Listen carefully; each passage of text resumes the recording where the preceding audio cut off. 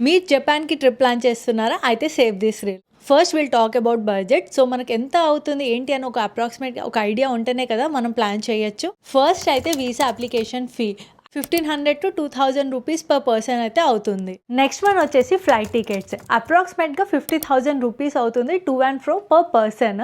But it may differ. Next one వచ్చేసి hotel bookings. అప్రాక్సిమేట్గా అయితే ఇది కూడా 8,000-12,000 రూపీస్ అవుతుంది. నేను మాట్లాడేది ఏంటంటే మిడ్ రేంజ్ వాళ్ళది. నెక్స్ట్ వచ్చేసి ట్రాన్స్పోర్టేషన్. సో మీరు కనుక షింకాన్సెన్ తీసుకోవాలనుకుంటే లైక్ టోక్యో టు ఒసాకా అలా వెళ్ళాలనుకుంటే మాత్రం వన్ వేకి ఆల్మోస్ట్ లైక్ 9,000 రూపీస్ అవుతుంది.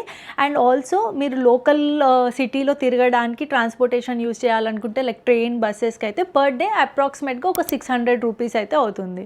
నెక్స్ట్ వచ్చేసి ఫుడ్. సో పర్ పర్సన్కి పర్ డే అయితే ఒక 1,000 రూపీస్ అయితే అవుతుంది. బట్ మీరు ఏదైనా ఇండియన్ రెస్టారెంట్కి వెళ్ళాలన్నా ఆర్ ఎల్స్ ఏదైనా మీరు కొత్త ఫుడ్ ట్రై చేయాలనుకుంటే అది కొంచెం వేరీ అవుతుంది. నెక్స్ట్ జపాన్కి వచ్చాక మీరు యాక్టివిటీస్ చేయాలనుకుంటే like for example Universal Studio, Disneyland or else DisneySea, ఈ 3 దాంట్లో మీరు ఏదైనా ఒక్కటి వెళ్ళాలన్నా కూడా దీని ఎంట్రీ ఫీజు వచ్చేసి 6,000 రూపీస్ ఉంటుంది. అండ్ ఆల్సో మీరు observatory deck, Tokyo tower, Shibuya scramble, team labs వెళ్ళాలంటే ఆన్ అన్ యావరేజ్గా మీరు ఈ యాక్టివిటీస్ అన్ని చేయడానికి పర్ పర్సన్కి అయితే 10,000 రూపీస్ అయితే అవుతుంది. నెక్స్ట్ వచ్చేసి మిసెలేనియస్.